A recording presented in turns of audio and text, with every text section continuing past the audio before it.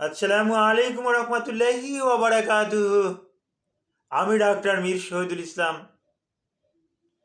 আমার চেম্বার শুভেচ্ছা 255, ঐতিহ্যবাহী শেখগার সিলেট।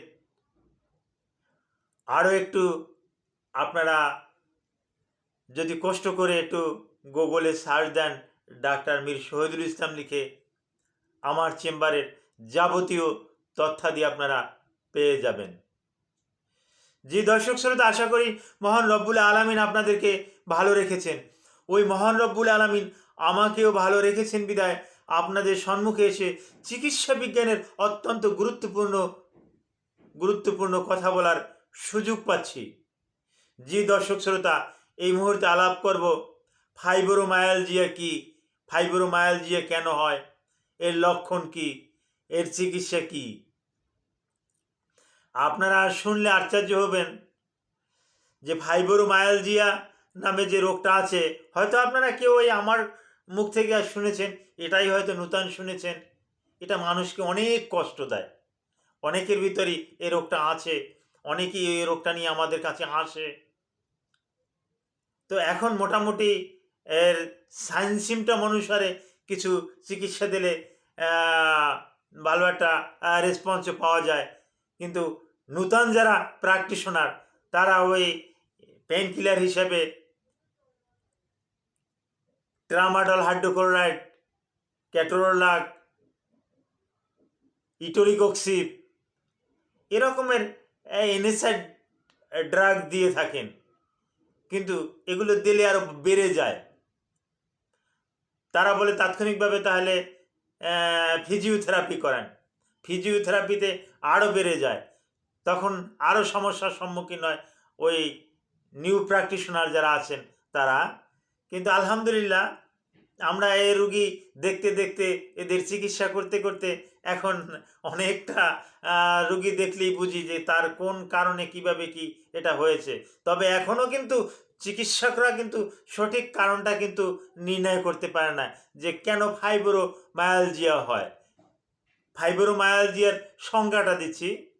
হঠাৎ করে শরীরের বিভিন্ন জায়গাতে ব্যথা, এই ব্যথাটা এই মেটাকার্পালে হতে পারে, মেটাটার্সালে হতে পারে, বিভিন্ন জয়েন্টে হতে পারে, মাসেলে হতে পারে। প্রচণ্ড ব্যথার কারণে রুগী ছটফট করবে, কান্নাকাটি করবে, একটু টাচ লাগলে, একটু টোকা লাগলে এরকমের ব্যথায় সে কান্নাকাটি করবে, এত তীব্র ব্যথা। কিন্তু কোনো ঔষধ এখানে কাজ করছে না। আর ব্যথাটা কেন আসলো শুনলে আশ্চর্য হবেন। সব ব্যথার বা সব রোগের কিন্তু কিছু ইনভেস্টিগেশন আছে, কিছু প্যাথোলজিক্যাল টেস্ট আছে। এই ফাইব্রোমায়ালজিয়ার জন্য আজ পর্যন্ত চিকিৎসা বিজ্ঞানীরা কোনো টেস্ট আবিষ্কার করতে পারে না। যেমন ব্যথা, রিউমাটয়েড আর্থ্রাইটিসের একটা ব্যথা, এখানে আমরা কিছু পরীক্ষা নিরীক্ষা দেই, যেমন একটা দেই আরএ টেস্ট। এই আরএ টেস্ট পজিটিভ আসলে বুঝি যে হ্যাঁ রিউমাটয়েড আর্থ্রাইটিস।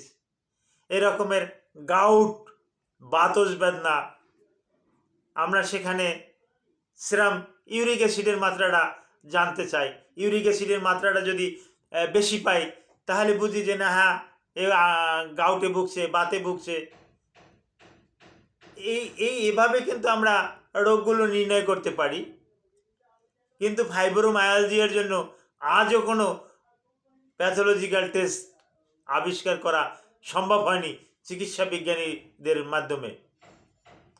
তো এই ফাইব্রোমায়ালজিয়া যে সিমটমের কথা বললাম, সমস্ত শরীরে ব্যথা, প্রচণ্ড বেদনা, এই বেদনা নিয়ে আসলে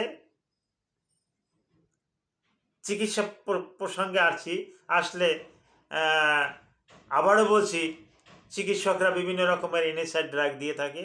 এর ভিতরে ক্যাটোরোলাক ইঞ্জেকশন দিয়ে থাকেন, ট্রামাডল হাইড্রোক্লোরাইড দিয়ে থাকেন, এমনকি বেশ কিছু অপয়েড দিয়ে থাকেন, কিন্তু কোনো কাজ হচ্ছে না, কাজ হওয়ার কথা না, যেহেতু রোগটা সম্পূর্ণরূপে ব্রেইনের একটা রোগ, নার্ভের রোগ।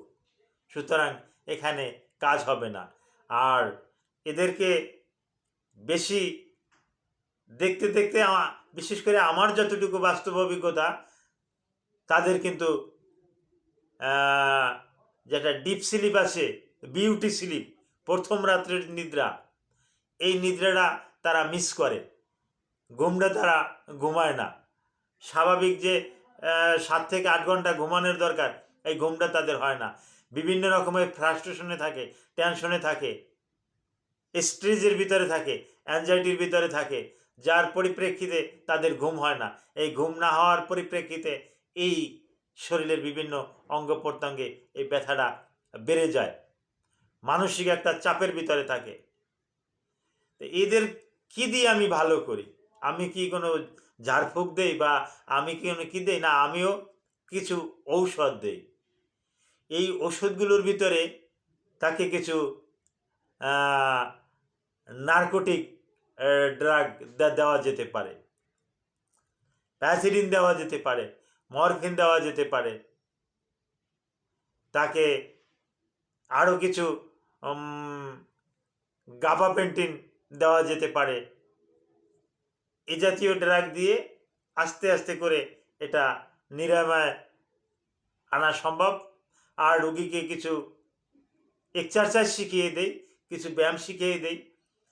এই নিয়ম অনুযায়ী যদি রুগী ব্যায়াম করে, তাহলে আস্তে আস্তে করে এই ফাইব্রোমায়ালজিয়ার মতন একটা দুরারোগ্য ব্যাধি অল্প দিনের ভিতরে ভালো হয়ে যায়। তো ফাইব্রোমায়ালজিয়া মানে সমগ্র শরীরে যাদের ব্যথা আছে, এরা কি করবেন? এরা কোনো রকমের অবহেলা না করে, এখানে ওখানে ছুটাছুটি না করে, আপনারা সরাসরি একজন ভালো মানের রিউমাটোলজিস্টের কাছে চলে যাবেন। একজন রিউমাটোলজিস্ট আপনাকে দেখেই বুঝতে পারবে যে কেন, কী কারণে হয়েছে। উনি এটার ভালো একটা চিকিৎসা দিতে পারবেন। সিনিয়র ডাক্তাররা রুগী দেখতে দেখতে তার একটা বাস্তব অভিজ্ঞতা হয়েছে। তো হ্যাঁ, ফাইব্রোমায়ালজিয়া সম্পর্কে আলোচনা এখানেই সমাপ্ত রাখলাম।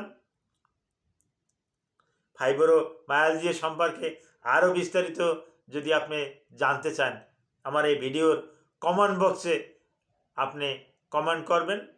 কমেন্ট বক্স সবার জন্য উন্মুক্ত। আমি ডাক্তার মীর শহীদুল ইসলাম আপনাদের থেকে বিদায় নিলাম। আসসালামু আলাইকুম রহমতুল্লাহি ওয়া বারাকাতুহু।